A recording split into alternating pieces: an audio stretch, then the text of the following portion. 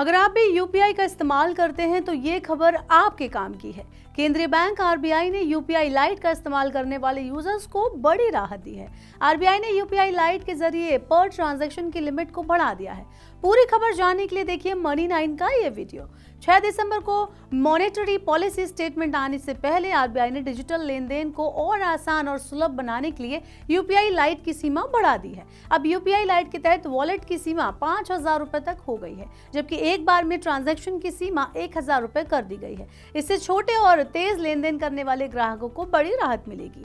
RBI ने अपने circular में कहा है कि यूपीआई लाइट के लिए बढ़ी हुई सीमा 1,000 रुपए पर ट्रांजैक्शन होगी, जिसमें किसी भी समय कुल सीमा 5,000 रुपए होगी। फिलहाल ऑफलाइन भुगतान में लेन देन की ऊपरी सीमा 500 रुपए है। इसके साथ किसी भी समय भुगतान साधन पर ऑफलाइन लेन देन की कुल सीमा 2,000 रुपए है। बता दें कि आरबीआई ने जनवरी 2022 में ऑफलाइन लेन देन के लिए एक ढांचा पेश किया था, जिसे अब संशोधित किया गया है। अक्टूबर 2024 में केंद्रीय बैंक ने यूपीआई लाइट की सीमा बढ़ाने की घोषणा की थी, जिसे अब औपचारिक रूप से लागू कर दिया गया है। बढ़ी हुई सीमा को खासकर उन ग्राहकों को लाभ मिलेगा जो छोटे लेन देन के लिए बार बार यूपीआई का इस्तेमाल करते हैं। अब बिना इंटरनेट कनेक्टिविटी के लिए भी ग्राहक तेजी से 1,000 रुपए तक का भुगतान कर सकते हैं, जिसे रोजमर्रा की जरूरतों के लेन देन को आसान वो बना सकते हैं। क्या है यूपीआई लाइट? आपको ये भी बता दें कि यूपीआई लाइट एक ऐसा फीचर है जिसमें ग्राहक बिना इंटरनेट कनेक्टिविटी के ऑफलाइन ट्रांजैक्शन कर सकते हैं। इसके तहत प्रमाणीकरण के अतिरिक्त कारक यानी AFA की जरूरत नहीं होती है और लेन देन से जुड़े अलर्ट भी रियल टाइम में नहीं भेजे जाते।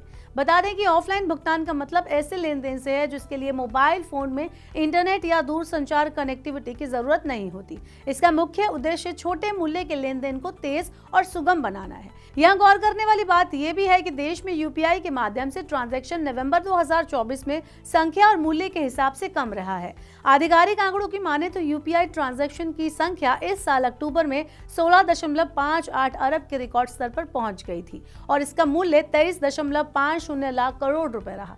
इस साल नवंबर में इसकी संख्या गिरकर 15.48 अरब रही और इसका मूल्य 21.55 लाख करोड़ रुपए रहा। त्योहारों के बाद आई इस गिरावट को मौसमी प्रभाव माना जा रहा है। यूपीआई पेमेंट सिस्टम को लेकर आपकी क्या राय है? आप हमें कमेंट बॉक्स में बता सकते हैं। ऐसी अन्य खबरों के लिए बने रहिए मनी9 के साथ और सब्सक्राइब करें मनी9 का यूट्यूब चैनल।